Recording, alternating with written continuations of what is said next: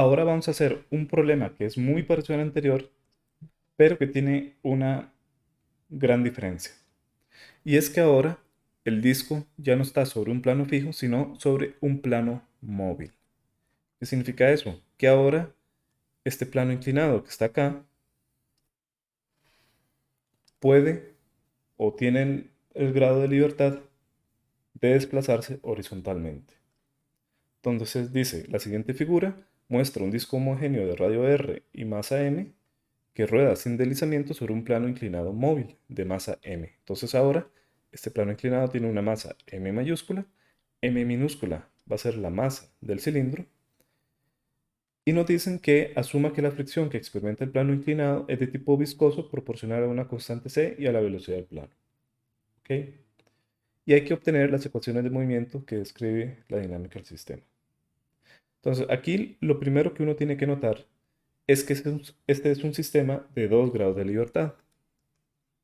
Eso es lo primero que tienen que hacer ustedes cuando proceden a modelar sistemas mecánicos. Saber o deducir cuántos grados de libertad tiene el sistema. ¿Por qué? Porque cuantos grados de libertad tenga el sistema, así será el número de ecuaciones diferenciales necesarias para describir el sistema. ¿Ok? Entonces, los grados de libertad van a ser zeta, que va a ser el desplazamiento angular del cilindro con respecto al plano, y x, que va a corresponder a la posición del plano. Otra cosa importante es definir esas variables.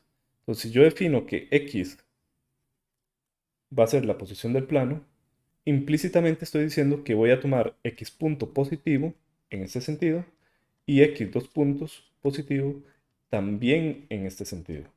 Y esto es importante a la hora de plantear el diagrama cinético. ¿Ok? Entonces es muy importante que tengan eso siempre en mente. Entonces, como dice acá, el sistema mecánico consta de 2 grados de libertad. Por un lado, la coordenada x determina la posición del plano y la coordenada z determina la posición angular del disco con respecto al plano. ¿Ok? Y aquí hay otra cuestión que es importante. Si ustedes recuerdan de mecánica 2, uno tiene que determinar las aceleraciones de las partículas o cuerpos que componen un sistema con respecto a un marco de referencia inercial, o sea, con respecto a un marco de referencia fijo. La aceleración que va a experimentar este cilindro va a tener dos componentes. Va a ser la aceleración que experimenta el plano al moverse horizontalmente, más la aceleración del disco con respecto al plano. Es decir, matemáticamente, yo puedo decir que la aceleración del disco va a ser igual a la aceleración del plano más aceleración del disco con respecto al plano. ¿Ok? Y eso es importante tenerlo en cuenta. ¿Cuál va a ser la aceleración del plano? Va a ser x dos puntos en este sentido. ¿Ok? ¿Cuál va a ser la aceleración del disco con respecto al plano? Va a ser esta de acá. Y esta aceleración va a ser r por zeta punto. Y va a tener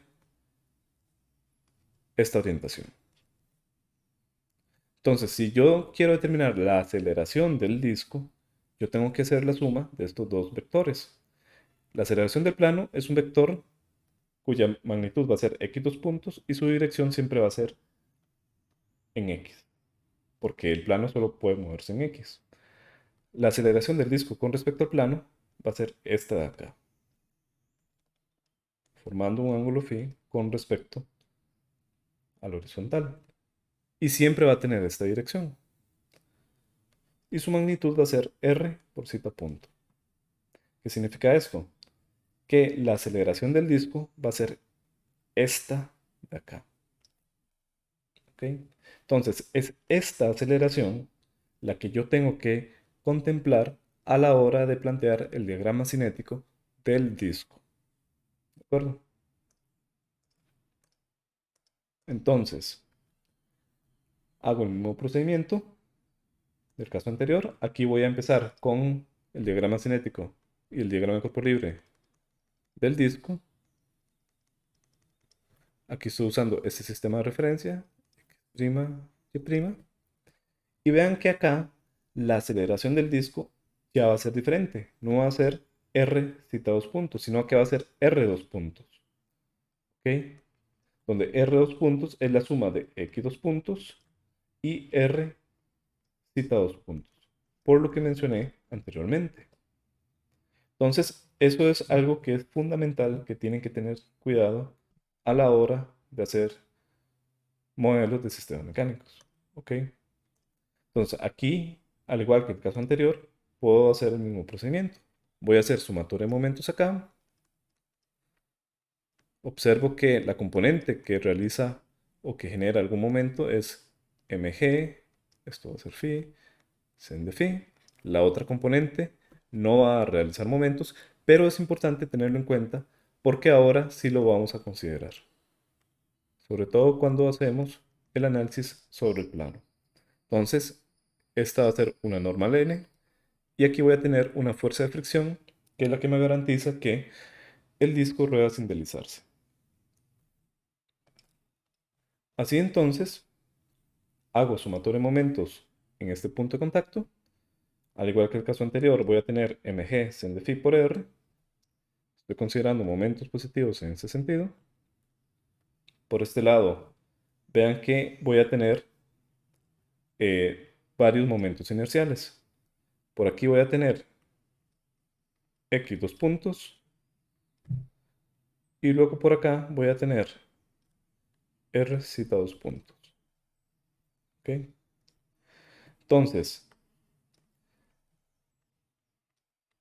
esta fuerza inercial m r cita dos puntos va a generar un momento que cuando yo lo multiplico por r me va a quedar un momento positivo que va a ser mr cuadrado cita dos puntos. Más este par, que recuerden que los pares son vectores libres, tengo i barra cita dos puntos. Y ahora tengo que considerar, dado que aquí voy a tener mx dos puntos, el momento generado por esta fuerza de acá. Entonces, cuando yo proyecto este vector a lo largo de este eje, o de estos ejes, ¿ok? Yo aquí me doy cuenta que solamente una componente de este vector mx dos puntos va a generar trabajo. ¿Ok? Este ángulo que se forma va a ser phi. Y por lo tanto, solamente la componente en x punto, en x punto es la que va a generar trabajo. Y esta componente va a ser mx coseno de phi. Cuando yo lo multiplico por el brazo de palanca, r, el momento va a ser mx dos puntos por r por coseno de phi. ¿Ok? Entonces, repasando algunas cuestiones claves. Cuando yo digo que este plano tiene una aceleración x dos puntos, yo no estoy diciendo que el plano se va a mover hacia acá. Yo no estoy diciendo eso. Yo lo que estoy definiendo es qué va a ser x dos puntos positivo. ¿Ok? Eso lo digo porque alguien va a pensar, no, es que si el disco rueda por acá, el plano va a tender a irse por acá. Eso no importa. O sea, uno no se pone a ver si tal cuerpo se mueve hacia acá, el otro cuerpo dónde se va a mover. Eso se va a encargar la ecuación diferencial cuando sea resuelta. Uno lo que hace es definir que va a ser x, que va a ser x punto y que va a ser x dos puntos. En este caso, x dos puntos va a tener este sentido. ¿Por qué? Porque yo estoy definiendo x en este sentido. ¿Ok? Por eso es que yo puedo decir que la aceleración del disco va a ser x dos puntos, r cita dos puntos y por lo tanto la suma de esos dos va a ser la aceleración que actúa sobre el centro de masa del disco. ¿Ok? Eso es importante porque siempre, siempre, siempre cometen ese error. Entonces, tengo esta ecuación diferencial. Aquí se puede ver claramente las dos variables dependientes, θ y x, y por lo tanto Con esta única ecuación yo no puedo resolver el sistema, porque tengo dos variables dependientes. Yo ocupo otra ecuación diferencial que me permita a mí al final tener dos ecuaciones diferenciales para resolver las dos variables dependientes. Aquí uno puede hacer una sumatoria de fuerzas a lo largo del eje Y'. Entonces, a lo largo del eje Y' vamos a tener el Y' va a ser este eje, ¿ok?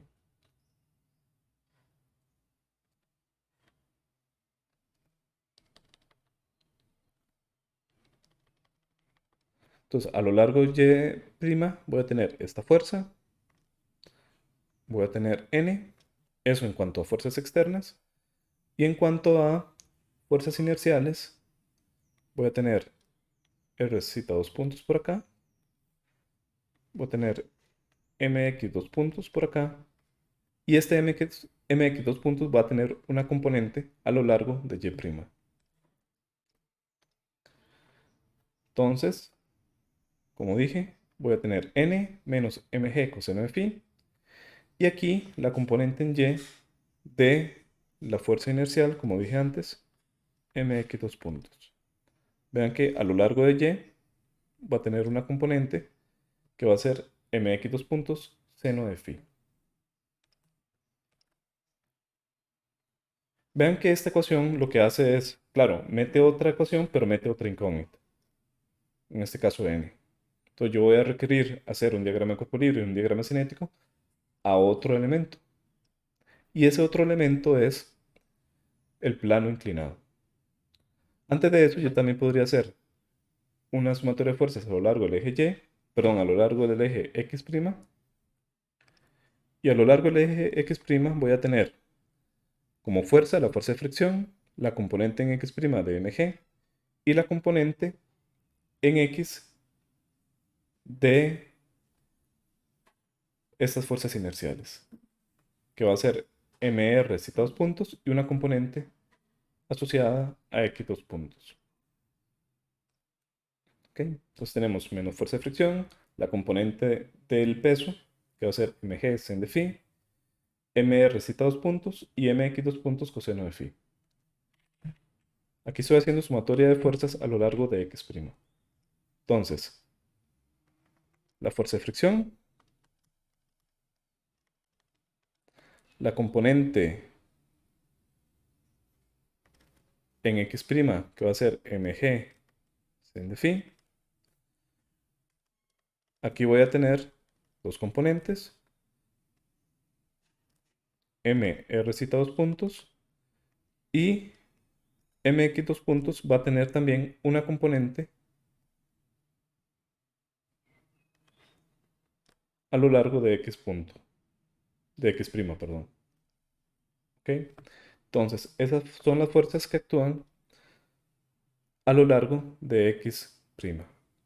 Y esa sería la otra ecuación diferencial. Que vean que también mete una nueva ecuación, pero al mismo tiempo mete otra incógnita. Entonces siempre voy a tener más incógnitas que ecuaciones. Lo que hago entonces ahora sí es el diagrama de cuerpo libre y diagrama cinético del plano inclinado. Entonces veo que las fuerzas externas que actúan sobre el plano inclinado van a ser la fuerza normal y la fuerza de fricción que actuaban sobre el disco, pero ahora con los sentidos inversos, ¿ok? Por tercera ley de Newton. Aquí voy a tener el peso del plano inclinado. Aquí voy a tener otra fuerza normal, que no se tienen que confundir con esta fuerza normal. Y por ese lado tengo la fuerza de fricción.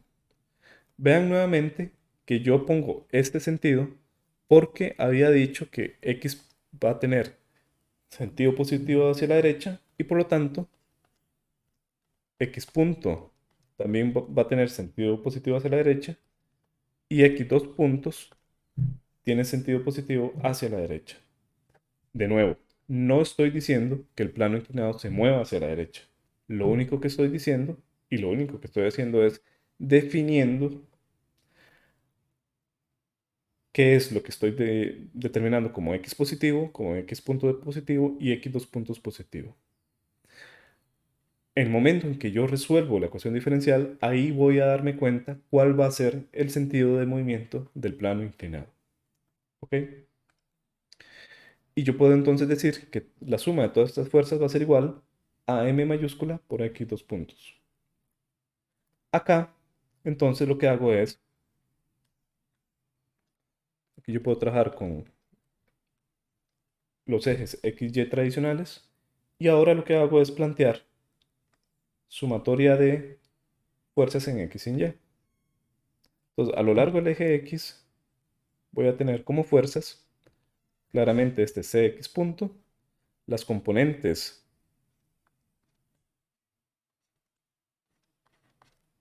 en x y de la fuerza de fricción y la fuerza normal. Esto va a ser n, sen de phi. Esta va a ser fuerza de fricción, coseno de phi. Este va a ser positivo, este va a ser negativo y este va a ser negativo. Y eso va a ser igual a mx dos puntos. ¿Ok? Menos n sen de phi más fuerza de fricción coseno de phi menos cx punto igual a mx dos puntos. Y ahora hago lo mismo para la coordenada en y. Solo que en la coordenada en y va a estar igualado a cero. Porque el plano inclinado no se puede mover a lo largo del eje y. Está restringido por la horizontal. En este caso, entonces, las fuerzas en y van a ser menos mg más n2 y las componentes en y de cada una de estas fuerzas. Aquí entonces va a ser ff sen de phi y en este caso va a ser n coseno de phi, ambos negativos. ¿Ok? Y vean que ya tengo un sistema de 5 ecuaciones, digamos, donde hay términos diferenciales y tengo 5 incógnitas. Con lo que uno aprendió en el laboratorio 3 de cómo resolver sistemas de ecuaciones lineales de forma simbólica, yo puedo obtener tanto x dos puntos, como z dos puntos, como la fuerza de fricción, como esta fuerza n, y como la fuerza normal n2. En mediación virtual voy a dejar los links que utilicé para realizar estos despejes. Pero lo que nos interesa son las ecuaciones para x dos puntos y z dos puntos. Entonces, resolviendo el sistema de ecuaciones, x dos puntos va a tomar esta forma y z dos puntos va a tomar esta otra forma. ¿Ok? Entonces vean que es un sistema de ecuaciones acoplado porque aquí aparece la variable z y por aquí aparece la variable x. Eso ya hace que el sistema sea acoplado. Y de esta forma entonces yo puedo agarrar estas ecuaciones y resolverlas usando algún método numérico. O incluso se pueden resolver analíticamente porque las ecuaciones son lineales. ¿Ok? Entonces, mañana en el laboratorio vamos a ver cómo se implementan estas ecuaciones para resolverlas usando las funciones que ya conocemos de MATLAB.